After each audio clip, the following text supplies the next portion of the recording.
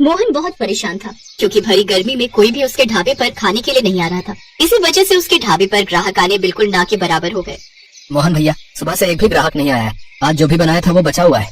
तो एक काम कर, ऐसे ही लोगों में बांट दे और बाकी का तुम और बाकी सब घर ले जाना, क्योंकि गर्मी से खाना खराब हो गया तो फायदा ही क्या। मैं घर जा रहा हूँ, तो चाबी घर ही दे जाना, ठीक है? मोहन घर चला जाता है। मोहन बहुत उदास था। ऐसे कब तक चलेगा? रोजाना तुम खाना बनाकर यूं ही बांटते रहते हो तो घर का गुजारा होना बहुत मुश्किल है। तुम्हें कोई रास्ता तो निकालना ही होगा ताकि गर्मी के दिनों में भी ग्राहक ढाबे पर आ सके। सोच तो रहा हूँ सविता, पर पंखे की हवा में कोई बैठना पसंद नहीं करता और शहर जैसे एयर कंडीशनर लगाने के लिए बहुत पैसे चाहिए। उसका बिजली का बिल भी बहुत आता है और इतनी कमाई नहीं है अभी कि मैं वो सब कर सकूं। देखता हूँ, कोई ना कोई रास्ता तो निकालना ही पड़ेगा। अगले कुछ दिनों तक मोहन को कोई रास्ता नहीं सूझा। मोहन के ढाबे के सामने सुबोध नाम के व्यक्ति का एक नया एयर कंडीशनर ढाबा खुल गया, पर गांव में इतनी लाइट ही नहीं थी कि सुबोध का एयर कंडीशनर ढाबा चल सके। अरे इतना पैसा लगाया कि एयर कंडीशनर ढाबा खोलूंगा, पर देखो गाँव में लाइट ही नहीं होती कि मेरा ढाबा चल सके। मैं तो सब कुछ बेचकर शहर जा रहा हूँ, वहीं होटल खोलूंगा। मैं तो कहता हूँ तू भी शहर आ जा, वहीं मिलकर होटल खोल लेंगे।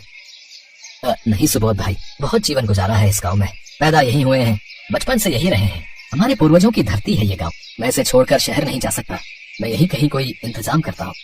सुबोध के ढाबा बेचकर जाने से मोहन थोड़ा और घबरा गया। मोहन भैया, सुबोध भैया ने कितना बढ़िया ढाबा खोला था, पर लाइट की कमी की वजह से उनका ऐसी ढाबा बंद हो गया। हाँ राजू, मुझे भी इसी बात की चिंता है कि सुबोध ने इतने पैसे लगाकर एयर कंडीशनर ढाबा खोला, पर गांव में लाइट की दिक्कत की वजह से उसे ढाबा बंद करना पड़ गया। अब वो शहर चला गया है। मुझे तो कुछ समझ में नहीं आ रहा कि गर्मी को दूर कैसे किया जाए, ढाबे में ठंडक कैसे लाई जाए ताकि ग्राहक आए और ढाबे में ठंडक में बैठे। मोहन अभी राजू से बात कर ही रहा था कि तभी वहाँ पसीने से भीगा हुआ एक बूढ़ा आदमी ठेली पर बहुत सारी बर्फ की सिल्लियाँ लेकर निकल रहा था। भैया थोड़ा पानी मिलेगा, बहुत प्यास लगी है। हाँ जरूर मिलेगा। राजू, जरा चचा को थोड़ा पानी पिला दे। बर्फ की इतनी भारी सिल्लियाँ कहाँ लेकर जा रहे हो चचा? वो आइसक्रीम की फैक्ट्री है ना, वहाँ पर बर्फ की जरूरत होती है, वहीं लेकर जा रहा हूँ बेटा। मेरा तो रोजाना का काम है, दुकान से बर्फ लेकर वहाँ आइसक्रीम की फैक्ट्री में पहुँचाने जाता हूँ। थोड़े बहुत पैसे मिल जाते हैं, रोजाना की कमाई निकल आती है। भगवान तुम्हारा भला करे। ठंडा ठंडा पानी पीकर चैन पड़ गया।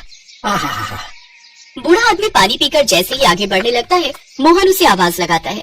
चाचा जरा रुकना तो, क्या मैं ये थोड़ी बर्फ की सिल्लियाँ आपसे खरीद सकता हूँ? हाँ क्यों नहीं बेटा, ये तुम खरीद लो, मैं आइसक्रीम की फैक्ट्री में और बर्फ दे आऊंगा। ठीक है चाचा, ये सारी बर्फ मुझे बेच दो और रोजाना ही खूब सारी बर्फ की सिल्लियाँ आप मुझे लाकर दिया करो। मैं आपको रोजाना के अच्छे पैसे दूंगा, फिर आपको आइसक्रीम की फैक्ट्री में कम पैसों में बर्फ पहुँचाने की जरूरत नहीं पड़ेगी।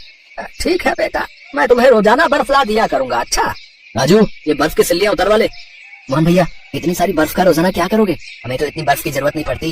राजू, ये बर्फ इस ढाबे को ठंडा करने के लिए है।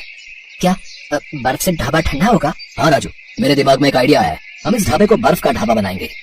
मोहन ने दिमाग लगाया और बर्फ को ढाबे के चारों तरफ ढक दिया और कुछ बर्फ की सिल्लियाँ ढाबे के अंदर की दीवारों पर भी लगा दी, जिससे ढाबे में बहुत ठंडक हो गई। जब लोगों ने सुना कि मोहन ने अपने ढाबे को बर्फ का ढाबा बना दिया है, तो सब देखने के लिए आने लगे। सबको बर्फ का ढाबा बहुत आनंद दे रहा था। गर्मी और तेज धूप से बचने के लिए सब मोहन के ढाबे में ही आकर बैठते और खाते पीते। इससे मोहन का ढाबा फिर से चलने लगा और कमाई फिर से शुरू हो गई। ये काम तुमने बहुत बढ़िया किया मोहन, अपने ढाबे को बर्फ का ढाबा बना दिया। हम सबको इस गर्मी में राहत मिल गई भाई। मेरा तो जब भी ठंडी लस्सी पीने का मन होता है, मैं तुम्हारे ढाबे पर आ जाता हूँ। गर्मी में ठंडा ठंडा बर्फ का ढाबा और साथ में ठंडी ठंडी लस्सी, भाई वाह, बहुत मजा आता है। अरे धूप में बाहर खड़े होकर रोटी खाने का मन ही नहीं करता था, इस ठंडे बर्फ के ढाबे में रोटी खाने में भी बहुत आनंद आता है भैया।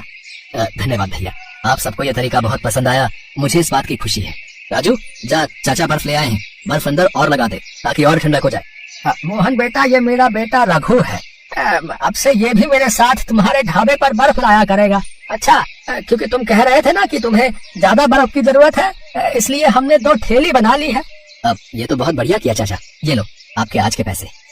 मोहन की बर्फ के ढाबे की तरकीब कामयाब हो गई। गर्मी से लोगों को राहत मिली, मोहन का काम अच्छा हो गया और साथ ही वो बूढ़ा आदमी जो बर्फ बेचता था, पहले इतनी दूर जाता था पर कोई कमाई नहीं होती थी, पर मोहन के ढाबे पर बर्फ बेचने से उसकी भी अच्छी मदद हो गई। इस कहानी से हमें यही सीख मिलती है कि हमें कभी भी परिस्थितियों से घबराना नहीं चाहिए, बल्कि उनसे बाहर निकलने का मार्ग ढूंढना चाहिए।